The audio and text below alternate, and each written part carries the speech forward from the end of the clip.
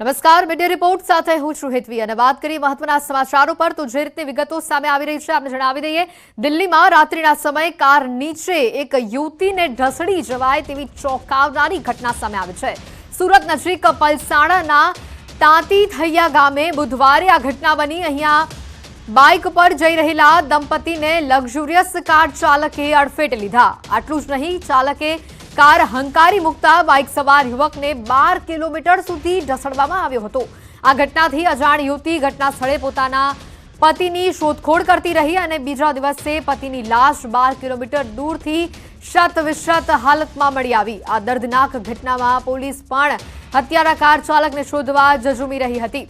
રસ્તા પર ક્યાંય પણ સીસીટીવી ન હોવાના કારણે પોલીસને આરોપી શોધવામાં ભારે જહેમત ઉઠાવવી પડી હતી। પરંતુ દેવદૂત બનીને આવેલા એક યુવાને પોલીસને એક વિડીયો આપ્યો અને પોલીસે હત્યારી લક્ઝુરિયસ કાર સુધી પહોંચી ગઈ। હકીકતમાં આ યુવાન અકસ્માત સમયે પેલી કારની પાછળ આવી રહ્યો હતો, જેણે યુવાનને પડ્યા બાદની ઘટનાનો વિડીયો બનાવી લીધો હતો। બાઇક ચાલક સાગર પાટીલ અને તેની પત્ની અશ્વિની બાઇક પર જઈ રહ્યા હતા અને તે સમયે પાછળથી આવી રહેલી કારે દંપતીને બાઇકને ટક્કર મારી અને અકસ્માત સર્જાયો હતો। અકસ્માત બાદ અશ્વિની તો ફંગોળાઈને રોડ પર પડી ગઈ હતી, જ્યારે તેનો પતિ સાગર કારની બોડીમાં જ ક્યાંક ફસાઈ ગયો હતો। હિટ એન્ડ રન કરનાર કાર ચાલકે અંદાજે 12 કિલોમીટર સુધી સાગરને ઢસડ્યો હતો। હાલ આરોપી ફરાર છે।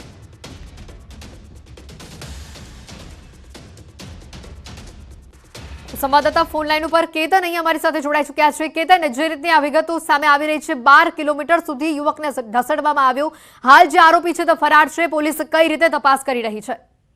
જી હજી ચોક્કસ વાત કરું તો સુરત જિલ્લાના પલસાણા તાલુકાની અંદર તાંતીથૈયા ગામ હાઈવે ઉપર એક હિટ એન્ડ રનની ઘટના બનવા પામી હતી।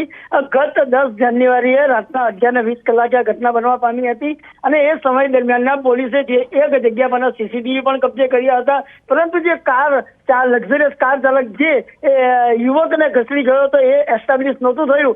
એ સમય દરમિયાન એસબીએ પણ તપાસ હાથ ધરી હતી, પરંતુ એક દેવદૂત બનીને આવેલા કે યુવકે જે કારની પાછળ ચાલતીને જે વિડીયો આજ રોજ સવારથી વાયરલ થઈ રહ્યો છે અને વાયરલના વિડીયોને ધ્યાનમાં લઈ અને પોલીસે એ વિડીયોને યુવક જે પોલીસને વિડીયો સોંપતા એમાંથી કારનો નંબર એસ્ટાબ્લિશ થતા હાલ જિલ્લા પોલીસ એસપી સહિતનો કાફલો આ કારને કબજે કરવામાં સફળતા મળી છે। તો બીજી તરફ જે કાર છે GJ 19B એટલે બારડોલી પાર્સિંગની કાર છે અને એ કાર જે છે એને જમા લીધી છે ને હાલ જે કાર ચાલક છે આ સાગર જે યુવક હતો તેને મોતને ઘાટ ઉતાર્યો છે, એને શોધવાના ચક્રો ગતિમાન કર્યા છે। અને ખાસ કરીને જે આ સુરત જિલ્લાની અંદર સર્વપ્રથમ એક પહેલો કિસ્સો આ પ્રમાણનો બન્યો છે। આવો જ કિસ્સો એક ગત સમયની અંદર દિલ્હીની અંદર કે યુવતીને કચડી મારવાનો એક પ્રયાસ થયો હતો, જેવી જ આ ઘટના જિલ્લામાં બનતા હાહાકાર મચી જવા પામ્યો છે। ખાસ કરીને જે આ 12 કિલોમીટર સુધી જે યુવક ઘસડાયો હતો સાગર અને એના હાડકા છૂટા થઈ ગયા હતા અને એની પત્ની જે છે એને પતિને શોધતી હોય એ સમય દરમિયાન પોલીસ આ ઘટનાને જોતા અને જે હાડકાને બધું કબજે મેળવી અને સુરત સિવિલ ખાતે ફોરેન્સિક અને પીએમ કરાવવાની તજવીજ હાથ ધરી હતી। હાલ તો પોલીસે અકસ્માતે મોતનો ગુનો નોંધી અને જે કાર ચાલક જે ફરાર છે એને પકડવાના ચક્રો ગતિમાન કર્યા રહ્યા છે। બિલકુલ કેતન, આભાર સમગ્ર માહિતી બદલ।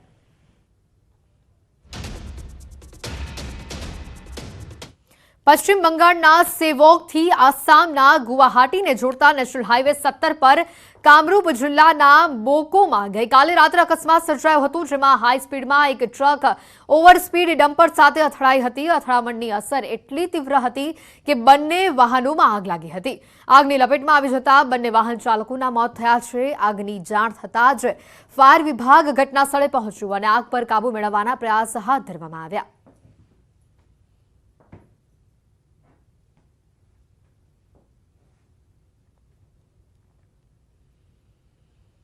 તો દિલ્હીથી હૈદરાબાદ જતી સ્પાઇસ જેટમાં બબાલ થઈ। દિલ્હીના જામિયાનું રહેવાસી અબસાર આલમ નામનો વૃદ્ધે કેબિન ક્રૂ અને અન્ય મુસાફરોની છેડતી કરી હતી।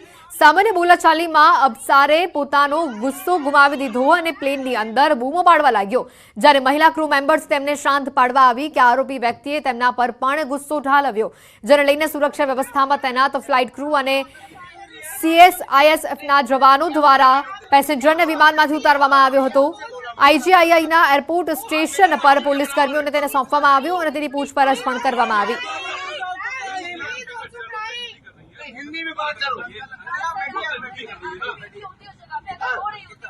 समझो यार, इतना होगा, वो भी रो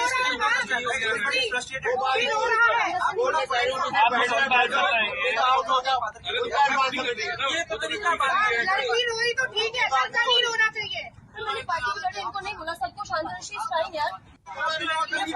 તો જે રીતે આ વિડીયો પણ સામે આવ્યો, અબસાર આલમ નામનો આ વૃદ્ધ કેબિન ક્રૂ અને અન્ય મુસાફરોની છેડતી કરી હતી અને બોલાચાલી ઉગ્ર બની હતી, તે પણ આ વિડીયોમાં સ્પષ્ટપણે સંભળાઈ રહ્યું છે। બબાલ થતા વૃદ્ધને ફ્લાઇટમાંથી ઉતારી દેવામાં આવ્યા હતા। જે રીતે ફ્લાઇટમાં પ્લેનની અંદર તેમણે જે બૂમો પાડી હતી તેનો આ વિડીયો સામે આવ્યો છે।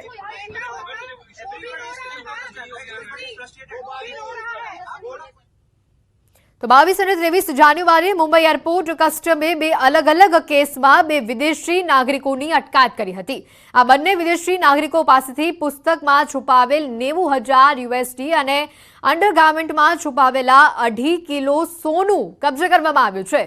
બંને મુસાફરોની કસ્ટમ વિભાગે ધરપકડ કરી છે।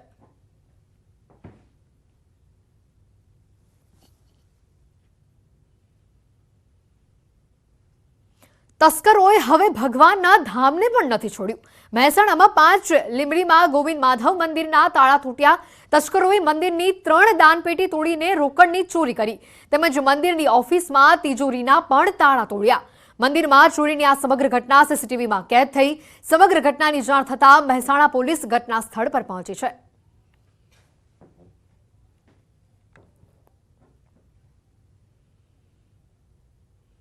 તો સુરેન્દ્રનગરમાં પાણીની પાઇપલાઇન તૂટી પાણીનો બગાડ થયો અને ચુડાના ચોકડી ગામ પાસે સૌની યોજનાની પાઇપ તૂટી હોવાના આ વિગતો સામે આવી। પાઇપલાઇનમાં ભંગાણ થતા 30 ફૂટ ઊંચા ફુવારા ઉડ્યા। લાખો લીટર પાણી આસપાસના ખેતરોમાં ફરી વળ્યા છે। ખેતરમાં ઘઉં, જીરું, કપાસના પાકને નુકસાન થવા પામ્યું છે। પ્રવાહમાં ગામની સીમમાં રસ્તાઓ પર પણ ધોવાઈ ગયા હોવાના જે દ્રશ્યો કે વિગતો જે સામે આવી રહી છે। ખેડૂતોએ પાઇપલાઇનમાં ભંગાણની અધિકારીઓને જાણ કરી। વડોદથી નાગડકા તરફ જતી પાઇપલાઇનમાં ભંગાણ સર્જાયું હતું। ફોનલાઈન પર સંવાદદાતા અક્ષય જોશી અમારી સાથે અહીંયા જોડાઈ ચૂક્યા છે। અક્ષય, જે રીતની આ વિગત સામે આવી છે, સૌની યોજના હેઠળની જે પાઇપલાઇન હતી તેમાં ભંગાણ સર્જાયું હતું, શું છે વિગત? જી, જો વાત કરવામાં આવે તો સુરેન્દ્રનગરથી જે બોટાદ તરફ જે પાણીની સૌની યોજનાની લાઈન જઈ રહી છે, જેના દ્વારા તળાવો અને ચેકડેમો ભરવામાં આવી રહ્યા છે, તે સૌની યોજનાની લાઈન છે તે ચુડા તાલુકાના ચોકડી ગામ નજીક જે સીમમાંથી પસાર થઈ રહી છે। ત્યાં આજે વહેલી સવારે લાઈનમાં ભંગાણ થતા 30 ફૂટ અંદાજે ઊંચા જે ફુવારા છે પાણીના તે થયા હતા અને લાખો લીટર પાણી છે તે આસપાસના ખેતરોમાં ફરી વળ્યું હતું। અને ખાસ કરીને જો વાત કરવામાં આવે તો ચુડા તાલુકામાં શિયાળુ જે પાક છે એમાં ઘઉં છે, જીરું છે, કપાસ છે, હજુ ઉભો છે, તે સહિતના જે પાકો છે તેને નુકસાન થયું હતું। આ ઉપરાંત જે સીમના જે રસ્તાઓ છે તે રસ્તાઓનું પણ ધોવાણ થઈ ગયું હતું। રસ્તાઓ પર પાણી ભરાઈ જતા ખેડૂતોને હાલ જે શિયાળુ પાક છે તેને લઈને ખેતરમાં જવા માટે પણ તકલીફનો સામનો કરવો પડી રહ્યો છે। બિલકુલ, જે રીતના પાણી ખેતરોમાં ફરી વળ્યા હતા, પાકને કયા પ્રકારની અસર થઈ છે અને રસ્તાઓ જે રીતે ધોવાઈ ગયા હોવાની પણ વિગતો આવી રહી છે, હાલ પરિસ્થિતિ ત્યાં કેવી છે? જી, હાલ તો જે સ્થાનિક ખેડૂતો છે તેમના દ્વારા તંત્રને જાણ કરતા પાણીનો જે પ્રવાહ છે તે બંધ કરી દેવામાં આવ્યો છે। પણ જે શિયાળુ પાકને જો છે તો મોટા પ્રમાણમાં નુકસાન થયું છે। આસપાસના જે ખેતરો છે તેમાં જીરું, ઘઉં સહિતના જે પાક છે તે સદંતર ધોવાઈ ચૂક્યા છે અને રસ્તા ઉપર પણ પાણી ફરી વળતા જે અન્ય ખેડૂતો છે તે પોતાના ખેતરો તરફ જઈ ન શકે તેવી સ્થિતિ સર્જાઈ છે। બિલકુલ અક્ષય, આભાર સમગ્ર માહિતી બદલ।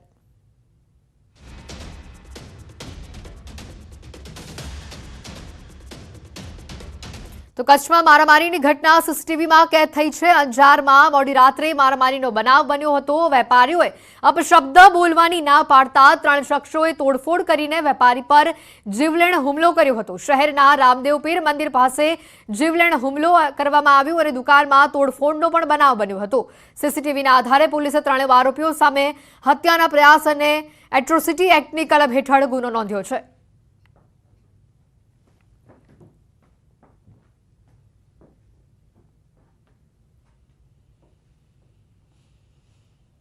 તો ગુજરાત વિધાનસભાના બજેટ સત્રનું આહવાન, રાજ્યપાલે સત્તાવાર રીતે બજેટ સત્રનું આહવાન કર્યું છે। 23 ફેબ્રુઆરીથી 29મી માર્ચ સુધી સત્ર ચાલશે। 24મીએ નાણામંત્રી કનુભાઈ દેસાઈ બજેટ રજૂ કરશે। નાણામંત્રી તરીકે કનુભાઈ બીજી વખત બજેટ રજૂ કરવાના છે।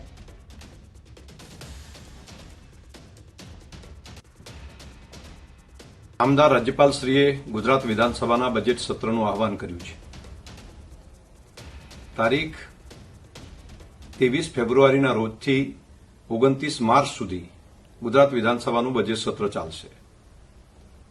23 ફેબ્રુઆરીના રોજ નામદાર રાજ્યપાલ શ્રી વિધાનસભાને સંબોધન કરશે અને તારીખ 24 ફેબ્રુઆરીના રોજ બજેટ સરકાર દ્વારા રજૂ કરવામાં આવશે. રાજકોટ મહાનગરપાલિકાનું નાણાકીય વર્ષ 2023-24નું draft budget municipal commissioner Amit Arora દ્વારા તૈયાર કરવામાં આવ્યું છે. ગત વર્ષે 2334 કરોડનું ડ્રાફ્ટ બજેટ રજૂ કરવામાં આવ્યું હતું અને આ વર્ષે 2400 કરોડની આસપાસ ડ્રાફ્ટ બજેટ રજૂ કરવામાં આવશે. ડ્રાફ્ટ બજેટ તૈયાર કર્યા બાદ સ્ટેન્ડિંગ કમિટીના ચેરમેન પુષ્કર પટેલને તેને સોંપવામાં આવશે.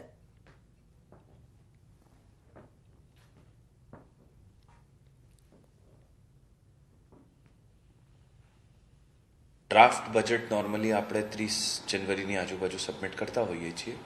તો આ વખતે લોકોની જે અપેક્ષાઓ, ઈચ્છાઓ, આકાંક્ષાઓ છે એનો પણ એક ઝલક આપણે બજેટમાં લાવી શકીએ. એના માટે બધા નગરજનો માટે ઓનલાઈન પોર્ટલના થ્રુ આરએમસીની વેબસાઇટ ઉપર લિંક આપ્યા છે, જ્યાં વ્યવસ્થિત ગૂગલ ફોર્મ આપવામાં આવ્યા છે, જેથી નગરજનો પોતાના કોઈ સજેશન્સ હોય, કોઈ ખાસ માંગણીઓ હોય, કોઈ જગ્યા લાગતી હોય કે જે મહાનગરપાલિકાને બજેટમાં સમાવવા જોઈએ, એ સજેશન્સ આપી શકશે અને ચોક્કસ એના ઉપર પૂરતા પ્રમાણમાં વિચાર વિમર્શ કરી જેટલા યોગ્ય લાગશે એટલા સજેશન્સ બજેટમાં લેવામાં આવશે. તો ભાવનગરમાં રખડતા ઢોરને પકડવા કાર્યવાહી થઈ રહી છે. રખડતા પશુઓના ત્રાસ નિવારણ માટે મહાપાલિકા દ્વારા કામગીરી થઈ રહી છે. હવે તંત્ર દ્વારા શહેરમાં પશુના ગેરકાયદેસર તબેલાઓ સામે કાર્યવાહી કરવા તખ્તો તૈયાર કરાયો છે. 1.5 દિવસમાં ટાઉન ડેવલપમેન્ટ વિભાગ દ્વારા શહેરના 45 જેટલા તબેલાને શોધી તાત્કાલિક અસરથી દૂર કરવા નોટિસ ફટકારાઈ છે અને 5 દિવસની મુદત પણ અપાઈ છે. જો 5 દિવસમાં તબેલા નહીં હટાવાય તો 260(2) મુજબ કાર્યવાહી કરી તંત્ર દ્વારા તબેલા દૂર કરવામાં આવશે. સરકારી જમીન ઉપર કે માલિકીની જમીન ઉપર તબેલા બાંધવામાં આવ્યા હશે તો તબેલા સામે કાર્યવાહી માટે તંત્રએ નિર્દેશ આપ્યો છે.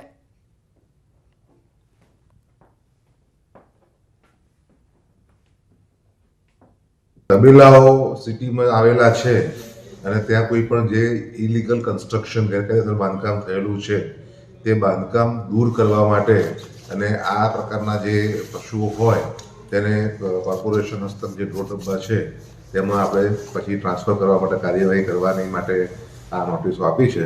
અને આ ઢોરવાળા જે છે તે કોઈપણ પ્રકારની કાયદેસરની મંજૂરી વગર જે બી બાંધકામ ટેમ્પરરી કે પરમાનન્ટ કર્યું છે તેના અનુસંધાનમાં આપણે આપેલી છે. અને હવે વાત કરીશું ભાજપના મહામંથનની.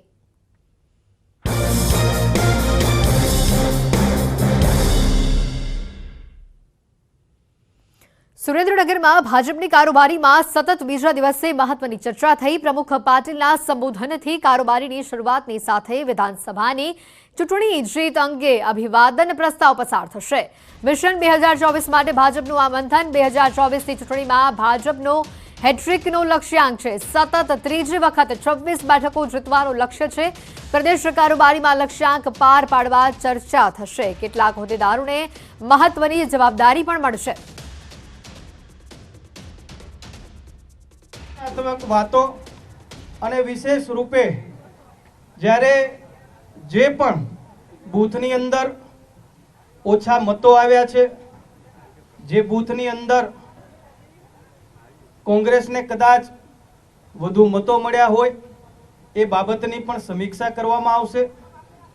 ચૂંટાયેલા ધારાસભ્યો હોય, હારેલા અમારા ઉમેદવારો હોય, આ બધા જ લોકો સમીક્ષા કરશે અને સ્થાનિક સ્વરાજ્યની જે ચૂંટણીઓ આવી રહી છે જેની અંદર પણ એક ભવ્ય વિજય ભારતીય જનતા પાર્ટીને મળે એ ઉપર પણ એમણે ભાર મૂક્યો છે.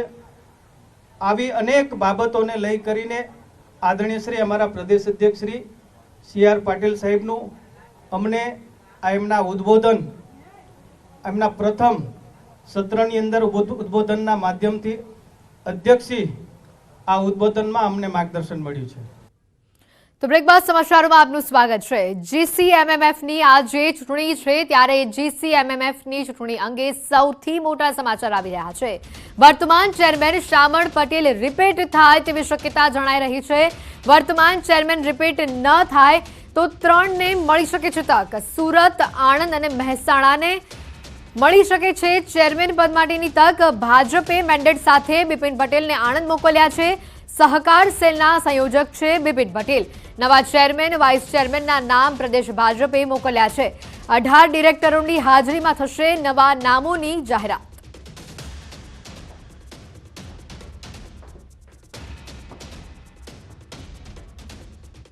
તો વધુ વિગત મેળવીશું। મારી સાથે સંવાદદાતા પ્રણવ આપણી સાથે સીધા આણંદથી આપણે જોડાઈ ચૂક્યા છે। પ્રણવ, જે રીતે ત્યારે વિગતો આવી રહી છે, જે રીતે ભાજપે પણ મેન્ડેટ સાથે મોકલ્યા છે શામળજીને, શું છે વધુ માહિતી?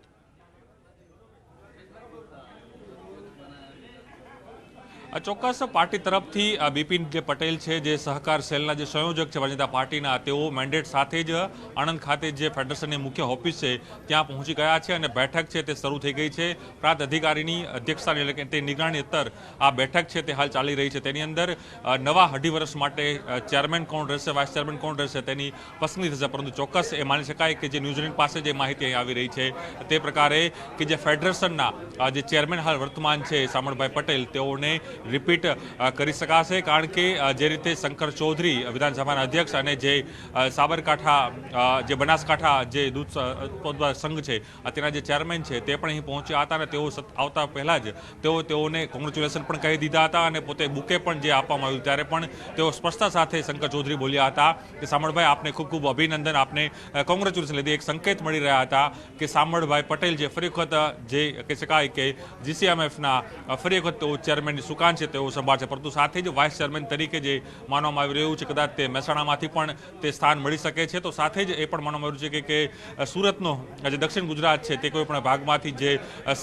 દૂધ ઉત્પાદક સંઘ જે છે, જે 18 સંઘો છે તેમાંથી કોઈ વ્યક્તિને તેમાં સ્થાન મળી શકે। પરંતુ હાલ જે માનવામાં આવ્યું છે કે 18માંથી 17 જે સંઘો છે તેના ચેરમેનો છે હાલ અહીં ઉપસ્થિત છે। જે રાજકોટના જે દૂધ ઉત્પાદક સંઘના જે ચેરમેન છે તેઓની ગેરહાજરી છે, કારણ કે તેઓને પોતાના ઘરે પારિવારિક અહીં પ્રસંગ હોવાના કારણે તેઓ પોતાની ગેરહાજરી રાખી છે। પરંતુ સાથે જ જે પાર્ટી તરફથી જે મેન્ડેટ આપવામાં આવ્યું છે, પાર્ટી તરફથી જે નામ આપવામાં આવ્યું છે તેની અંદર શામળભાઈ પટેલ છે તે ચોક્કસપણે રિપીટ થાય તે પ્રકારના હાલ અહેવાલ છે। હાલ બેઠક છે ચાલી રહી છે, થોડી મિનિટોમાં જ ખ્યાલ જે ચિત્ર છે તે સ્પષ્ટ થઈ જશે કે નવા ચેરમેન તરીકે કોણ આવશે, વાઇસ ચેરમેન તરીકે કોણ આવશે। પરંતુ ચોક્કસ એ માની શકાય કે હાલ જે અપડેટ મળી રહ્યું છે, બેઠક છે તે ચાલી રહી છે। બિપિન પટેલ જે ભારતીય જનતા પાર્ટીના જે સહકાર સેલના જે સંયોજક છે તે મેન્ડેટ લઈને અહીં પહોંચ્યા છે, જે બંધ કવર લઈને તે અહીં પહોંચ્યા છે અને નામ છે થોડી મિનિટોમાં જ બોર્ડની અંદર આ નામ છે તે પ્રસ્તાવ છે તે મૂકવામાં આવશે અને ચૂંટણી નહીં થાય, માત્ર ખાલી પ્રસ્તાવ એક ઔપચારિકતા સમર જે પ્રક્રિયા છે એ ઔપચારિકતા પૂરતી જ રહેશે। બિલકુલ પ્રણવ, આભાર સમગ્ર માહિતી બદલ। તો વર્તમાન ચેરમેન શામળ પટેલ રિપીટ થાય તેવી શક્યતા આ મુદ્દે જણાઈ રહી છે।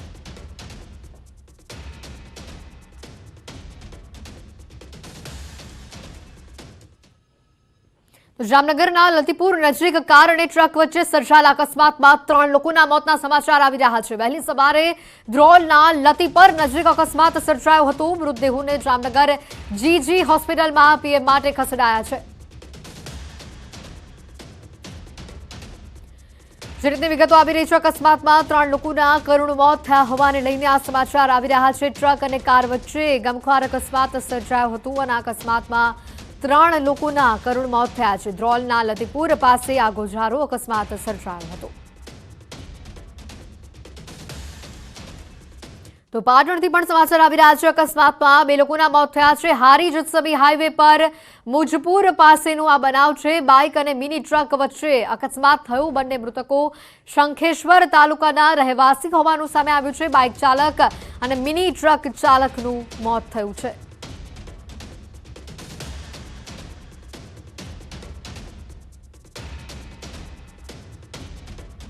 તો ચૂંટણી અધિકારી તરફથી ચૂંટણી કાર્ડને આધાર કાર્ડ સાથે લિંક કરવાની કામગીરી શિક્ષકોને સોંપવામાં આવતા વિવાદ સર્જાયો છે। 31 માર્ચ સુધીમાં તમામ મતદારોના સંપર્ક કરી કામગીરી પૂર્ણ કરવા ચૂંટણી અધિકારીના આદેશથી શિક્ષકોમાં રોષ જોવા મળ્યો છે। શિક્ષકોના જણાવ્યા અનુસાર BLOની કામગીરીથી વિદ્યાર્થીઓના શિક્ષણ પર અસર થાય તેમ છે। આ ઉપરાંત આધાર કાર્ડ લિંક કરવાની કામગીરી માટે માણસો પણ તૈયાર નથી થતા।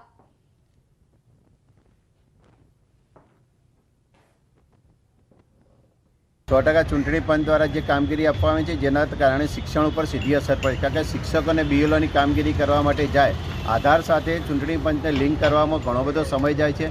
તો આગળ જે આધાર કાર્ડ સાથે જે લિંક કરવાના હોય છે તે વ્યક્તિઓ પણ નથી મળતા અને એ કામગીરી ખોરંભે પડે છે। તો 25 જાન્યુઆરીથી સાપુતારા ઘાટ માર્ગ ભારે વાહનો માટે ફરી ખુલ્લો મુકાશે. ચોમાસામાં ભેખડ ધસી પડ્યા બાદ ભારે વાહનો માટે રસ્તો બંધ કરવામાં આવ્યો હતો. ડાંગ જિલ્લા વહીવટીતંત્રએ શામગાહાન સાપુતારા ઘાટ માર્ગ ફરી શરૂ કરવાની જાહેરાત કરી છે. ચોમાસામાં ભેખડ ધસી પડવા બાદ માર્ગના રિપેરિંગની કામગીરી ચાલુ હતી. માર્ગના સમારકામ સાથે પ્રોટેક્શન વોલનું પણ કામ પૂર્ણ કરાયું છે. રસ્તો ચાલુ થતા સાપુતારાથી મહારાષ્ટ્ર તરફ જતા આવતા ભારે વાહનો, એસટી બસના પ્રવાસીઓ, ટૂર્સ એન્ડ ટ્રાવેલ્સ અને માલવાહક ટ્રકને ફાયદો થશે.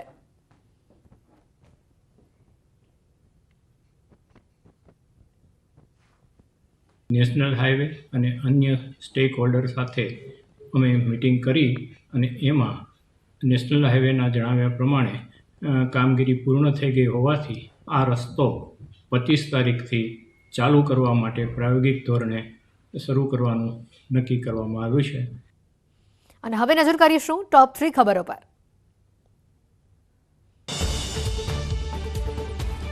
સુરેન્દ્રનગરમાં ભાજપની કારોબારીમાં મિશન 2024 પર મંથન. 2024માં સતત ત્રીજી વાર તમામ 26 બેઠકો જીતવાનું ભાજપનું લક્ષ્ય.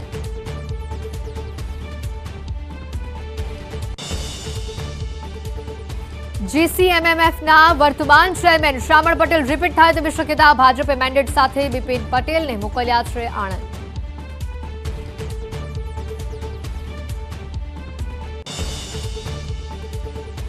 રાજકોટના નકલી નોટ કૌભાંડના તાર હૈદરાબાદ સુધી પહોંચ્યા. આરોપી કમલેશે હૈદરાબાદના ઈશ્વર પાસેથી ખરીદી હતી 17 લાખની નોટ.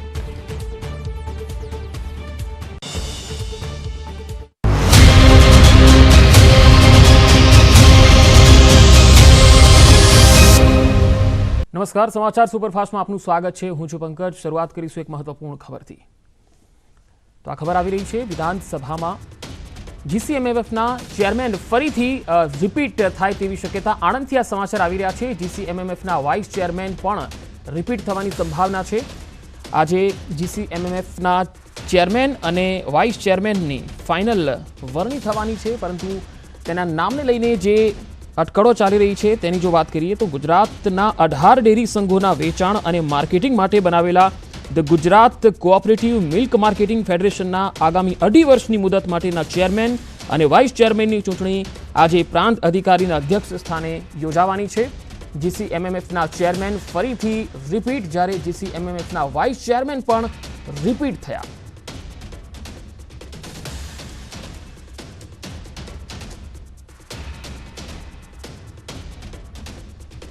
વધુ માહિતી સાથે સંવાદદાતા પ્રણવ પટેલ જોડાયા છે. પ્રણવ, GCMMFના ચેરમેન ફરી એકવાર રિપીટ થયા છે. આખી આ ચૂંટણી જે છે એની કાર્યવાહી સમજાવશો.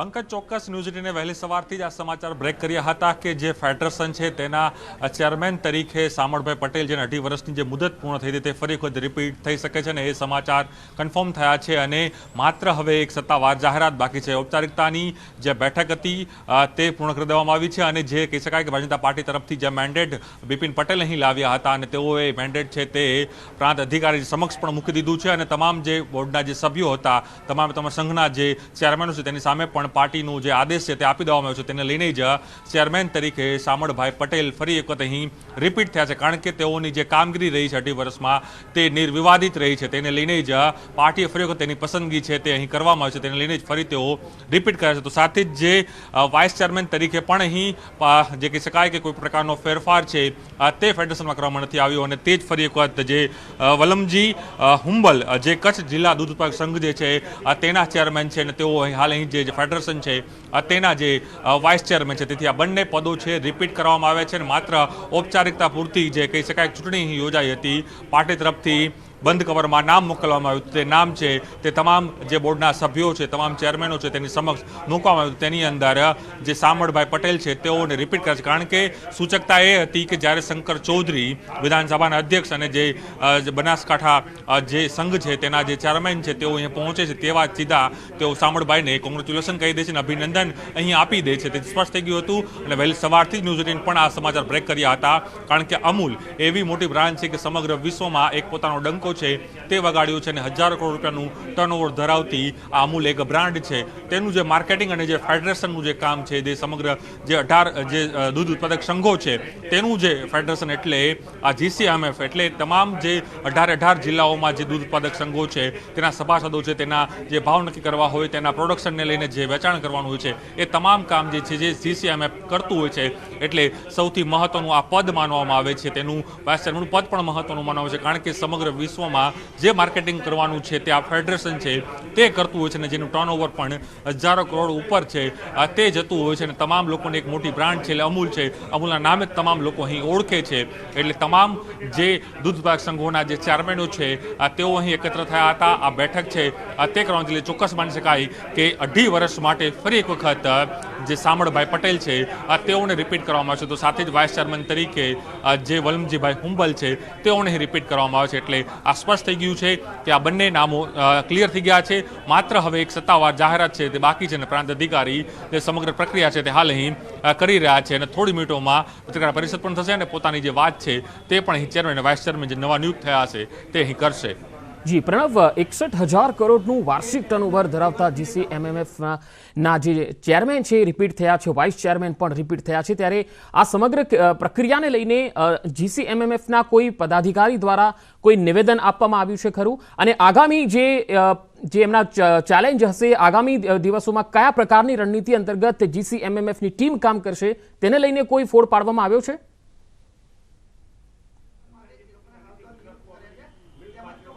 પંકજ, ચોક્કસ જે GCMFનું જે ગઠન કરવામાં આવ્યું હતું એનું મુખ્ય કારણ એ હતું કે જે અલગ અલગ સંઘો છે જે જિલ્લા વાઇઝ જે દૂધ ઉત્પાદક સંઘો હોય છે તેનું જે મિલ્ક આવતું હોય છે તે મિલ્કનું જે માર્કેટિંગ કઈ રીતે કરવું, અમૂલ એક મોટી બ્રાન્ડ કઈ રીતે બની તેની મુખ્ય કારણ એ હતું કે GCMF તરફથી એક આખી એક રચના કરવામાં આવી હતી. રચના બાદ જે એક બ્રાન્ડ નામ આપેલું અમૂલ એક નામ આપવામાં આવ્યું, ત્યારબાદ તેનું માર્કેટિંગ તેની અંદર અલગ અલગ જે પ્રોડક્ટ છે દૂધ હોય, પનીર છે, દહીં છે, છાશ છે, આઈસ્ક્રીમ છે, અલગ અલગ જે પ્રોડક્ટ બનાવવામાં આવે છે તેનું માર્કેટિંગ કઈ રીતે કરવું કારણ કે કોઈ એક સંઘ હોય છે, સંઘની અમુક મર્યાદાઓ હોય છે એટલે કે ફેડરેશન પ્રાઇવેટ લિમિટેડ ફેડરેશન બનાવવું પડતું હોય છે જે તેની અનેક માન્યતાઓ લેવાની હોય છે તે ફેડરેશનની માન્યતા લેવામાં છે. ત્યારબાદ આ તમામ જે અલગ અલગ જે સંઘો છે તે સંયુક્ત થાય છે અને એક પોતાનો જે ચેરમેન છે વાઇસ ચેરમેન છે તે અપોઇન્ટ કરતા હોય છે. એક આખું એક સંગઠન ટૂંકમાં જે કહી શકાય કે એક ગઠન એક કંપનીનું ગઠન થતું હોય છે જે સાદી ભાષામાં સમજાવવામાં આવે તો એક ગઠન થતું તે સમગ્ર માર્કેટિંગ છે તે અહીં કરતું હોય છે અને તેને લઈને જ સમગ્ર જે વિશ્વમાં જે અમૂલ એક બ્રાન્ડ બની છે તેનું મુખ્ય કારણ એ જ માની શકાય કે GCMFની જે એક નીતિ રહી હતી અને લોકો સુધી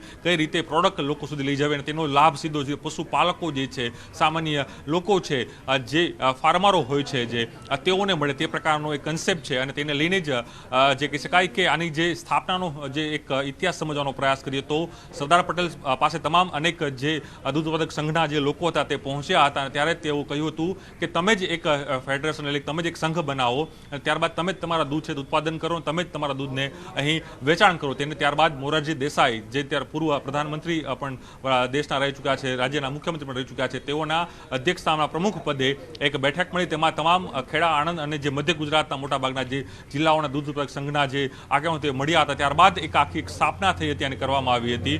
ત્યારબાદ તેનું વિસ્તરણ પણ સતત વધી રહ્યું હતું. માત્ર એક કોઈ મધ્ય ગુજરાત નહીં, સૌરાષ્ટ્ર, ગુજરાત, ઉત્તર ગુજરાત તમામ અલગ અલગ જિલ્લાઓ, અલગ અલગ ક્ષેત્રોમાં તે અમૂલ છે બ્રાન્ડ છે પહોંચી હતી. ત્યારબાદ સમગ્ર ભારત અને આજે સમગ્ર વિશ્વના અનેક એવા કન્ટ્રીઓ છે જ્યાં અમૂલની પ્રોડક્ટ છે હાલ અહીં વેચાતી છે. પરંતુ ચોક્કસ એ મને કે GCMFની જે ચૂંટણી જે માનવામાં આવી રીતે જે ચૂંટણી પ્રક્રિયા છે હાલ ચાલી રહી છે અને સત્તાવાર રીતે જાહેરાત થશે, જે સત્તાવાર નામ છે તેનું ડિક્લેરેશન કરવામાં આવશે. પરંતુ હાલ જે સામળભાઈ પટેલ છે તેઓને ફરી રિપીટ કરવામાં આવ્યા છે અને જે વાઇસ ચેરમેન તરીકે વમલજી હુંબલ છે તેઓને પણ અહીં રિપીટ પાર્ટી તરફથી કરવામાં આવ્યા છે. જી પ્રણવ, આભાર સમગ્ર માહિતી આપવા માટે. તો સામળભાઈ પટેલ જે સાબરડેરી હિંમતનગરના છે અને તેમણે GCMF ચેરમેન તરીકે ફરી એકવાર રિપીટ કરવામાં આવ્યા છે. જોકે આધિકારિક જાણકારી જે છે થોડી વારમાં પ્રેસ કોન્ફરન્સમાં આપવામાં આવશે. જ્યારે વાઇસ ચેરમેન તરીકે વાલમજી હુંબલ છે કચ્છ ડેરીના તેમને પણ રિપીટ કરવામાં આવ્યા છે.